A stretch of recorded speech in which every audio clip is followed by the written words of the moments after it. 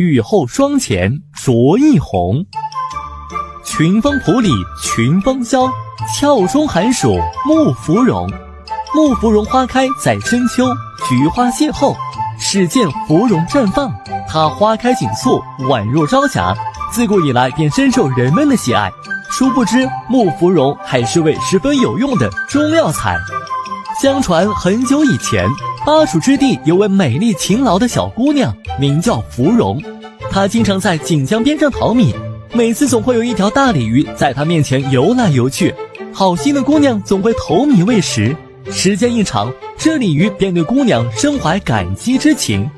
这天，姑娘又来到锦江边上淘米，鲤鱼突然告知姑娘，黑龙将于5月初5大发洪水，降灾于此地，并催促姑娘赶快走，千万别走漏风声，以免招来杀身之祸。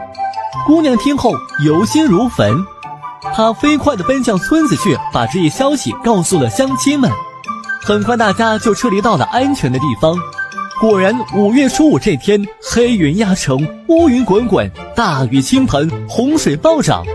芙蓉姑娘因泄密而被黑龙追杀至灌县的斗鸡山下，山上一位叫金鸡的小伙子拔剑相助，两人合力战黑龙，黑龙终被击毙。但芙蓉姑娘却因伤势过重，英勇地牺牲了。姑娘的鲜血沿江漂流，流到成都，化为朵朵绚丽的红花。人们为了纪念这位勇敢善良的姑娘，就把这花取名为芙蓉花。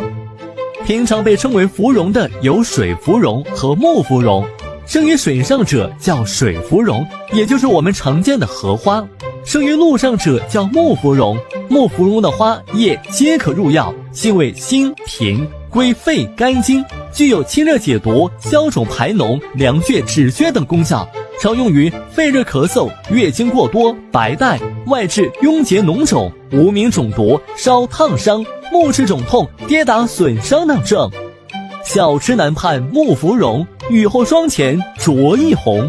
木芙蓉于农历10月间依次开放。所谓没有秋风不动其情，没有霜冷不立其志，真正称得上是凌寒拒霜。